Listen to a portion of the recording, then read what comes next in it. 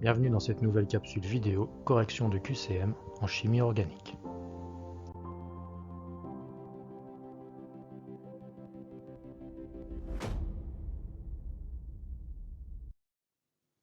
Alors, soit ces deux molécules de kétoprophène qui sont présentées ici, je te laisse encore une fois couper la vidéo, répondre le plus rapidement possible aux 5 items présentés ici, et ensuite je te donne des éléments de réponse. Item 1. Le composé 1 possède un carbone stéréogène de configuration absolue R. Donc ce composé-là, ce qu'il faut savoir ici déjà, c'est à quoi correspond un carbone stéréogène. C'est relativement simple. Un carbone stéréogène, c'est un carbone classique tétraédrique, c'est-à-dire un carbone qui possède 4 liaisons. Et sa particularité à ce carbone tétraédrique, c'est le fait que ces 4 liaisons se fassent avec 4 substituants qui sont différents. Ça, c'est la définition du carbone stéréogène, qui est nommé également le carbone asymétrique. Dans le composé 1, on voit qu'il y a un seul carbone de ce type-là, c'est celui-ci, qui possède bien 4 substituants différents, l'hydrogène à l'arrière du plan, le méthyle à l'avant, sur la droite la fonction acide carboxylique et sur la gauche tout ce groupement carboné. Et ce qu'il faut savoir, c'est que dans l'espace, pour arranger les groupements autour d'un carbone, il n'y a pas 36 solutions, il n'en existe que 2. Tu as que 2 possibilités pour arranger les groupements autour du carbone. Donc c'est ce qu'on va essayer de déterminer là, c'est-à-dire savoir reconnaître qui est qui sur les 2 possibilités. Et ça va être fait grâce à ce qu'on appelle la configuration absolue du carbone. Et on va déterminer grâce à ça ce qu'on appelle des stéréodescripteurs, c'est-à-dire une nomenclature qui décrit la stéréochimie du carbone. Et comme il n'existe que 2, c'est les 2 qu'on va voir maintenant. Donc je prends notre carbone considéré ici, celui-ci central. Donc le carbone stéréogène, lorsqu'il est présent, on lui attribue une petite étoile pour le différencier des autres. Donc on a bien 4 substituants différents autour du carbone. Et pour déterminer si on a une configuration absolue particulière, on va utiliser des règles. Ce sont les règles de Kahn, Ingold et Prelog. Ces règles-là, qu'est-ce qu'elles te disent? Dans un premier temps, elles te disent de classer les substituants, en tout cas les atomes directement liés au carbone, selon leur numéro atomique croissant. C'est-à-dire que celui qui a le numéro atomique le plus important sera le numéro 1, ensuite le 2, le 3 et le 4. Dans notre cas, on voit que directement lié à notre carbone stéréogène, on a 3 atomes de carbone, ce qui fait que eux, on ne peut pas les différencier, ils ont tous le même numéro atomique. Et on a l'hydrogène, donc lui, numéro atomique le plus petit, en tout cas par rapport au carbone, il est donc classé numéro 4. Donc ça c'est si on regarde au premier rang. Donc là, impossible de donner un numéro de 1 à 4 aux substituants. Il faut développer, c'est-à-dire passer au deuxième rang, c'est-à-dire regarder les atomes qui sont liés cette fois-ci à ces carbones rouges. Donc je développe. Et lié au carbone rouge, ce sont les atomes que j'ai dessinés en bleu. Ici, ce carbone rouge, il est 3 fois lié à de l'oxygène. Ce carbone rouge ici, il est 3 fois lié à l'hydrogène dans le groupement CH3, et celui-ci, dans cette fonction particulière, il est 3 fois lié au carbone, une fois ici et 2 fois ici. Donc là on voit bien que sur les atomes bleus, c'est-à-dire au deuxième rang par rapport à ce carbone central, on arrive à différencier les différents substituants. L'oxygène, bien sûr, va l'emporter sur les 3 carbones vont l'emporter sur les 3 hydrogènes.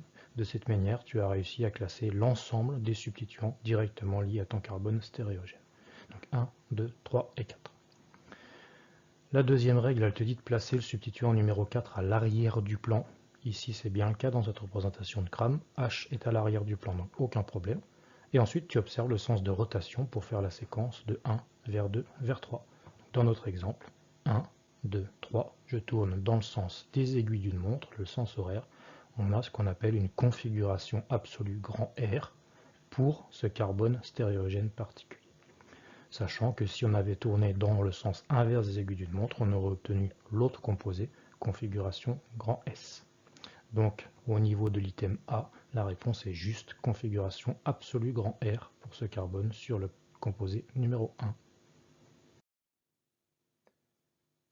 Item 2. Le composé 2 possède un carbone stéréogène de configuration absolue R. Donc c'est la même question que la première, on s'intéresse cette fois-ci à la structure numéro 2. Qui est celle-ci? Tu vois que sur ce composé-là, il existe un seul carbone stéréogène, c'est celui-ci. 4 liaisons simples, et ce sont des liaisons qui sont faites avec 4 substituants différents. Ce sont exactement les mêmes substituants qu'ici, ce qui veut dire que, selon les règles de Canning-Gold-Prelog qu'on a identifiées juste avant, le classement il reste inchangé. Le numéro 1 pour l'acide, le numéro 2 pour cette fonction carbonée, le 3 pour le méthyle et le 4 pour l'hydrogène.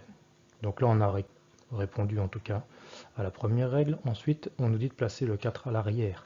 Donc ce qu'il faut faire attention ici, c'est qu'on est dans une représentation de Fischer.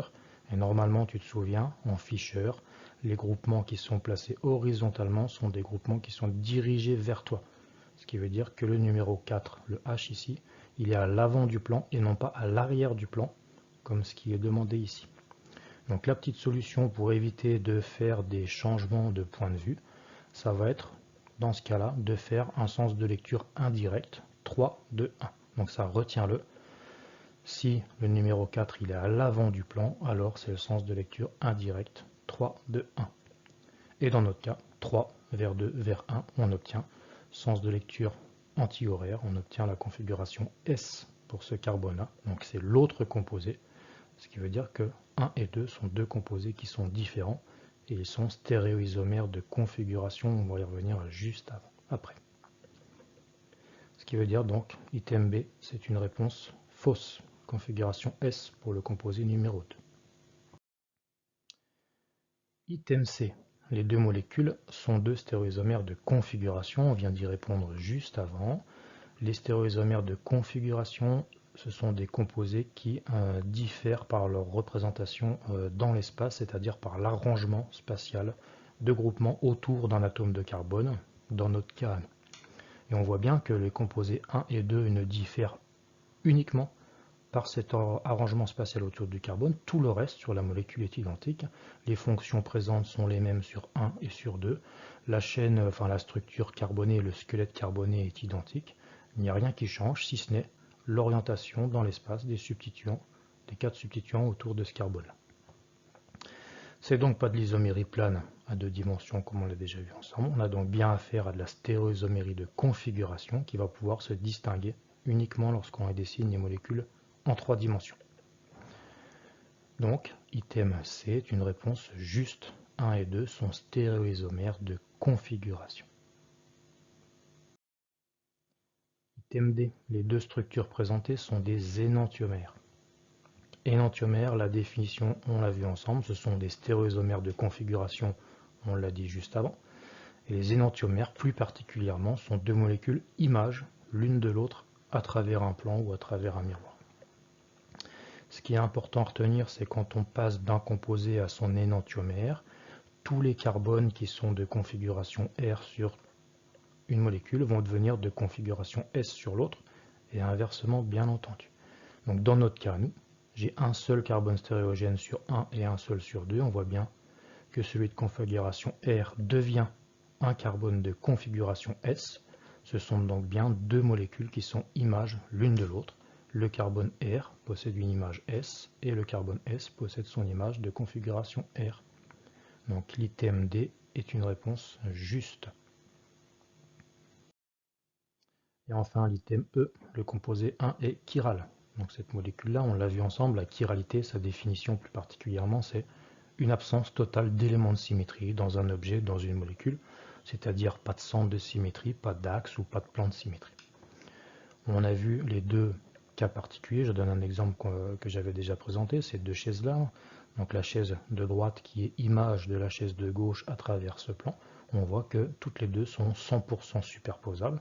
Et pourquoi? Simplement parce qu'elles possèdent ici un plan de symétrie qui vont les couper en plein milieu. Donc là, image l'une de l'autre, totalement superposable, avec un élément de symétrie, on a affaire à ce qu'on appelle un composé non chiral ou achiral. Et un autre exemple, ce sont l'exemple classique des mains. Donc la main de droite qui est bien image de celle de gauche à travers ce plan-là, mais on voit cette fois-ci très rapidement qu'elles ne sont absolument pas superposables l'une à l'autre. Pourquoi? Parce que dans la main, il n'y a aucun élément de symétrie. On a donc affaire à un objet chiral, ici une main chirale ou une molécule chirale. Donc dans notre cas, à nous, si on revient sur la molécule 1, c'est la même chose. Tu peux chercher sur le composé A, le tourner dans tous les sens possibles et imaginables. À aucun moment, tu devrais trouver d'éléments de symétrie particuliers. Il n'y a pas de centre, il n'y a pas d'axe, il n'y a pas de plan. Donc la molécule 1 est une molécule chirale, aucun élément de symétrie. Et cette molécule 1 ne sera absolument pas superposable à son image, la molécule 2. Donc même si tu écris ce composé-là en représentation de crâne, tu peux le tourner dans tous les sens possibles et imaginables, à aucun moment il sera superposable au composé numéro 1. Donc les deux molécules 1 et 2 sont stéréoisomères de configuration, ils sont énantiomères et ce sont deux molécules chirales, aucun élément de symétrie présent. Donc l'item E est une réponse juste.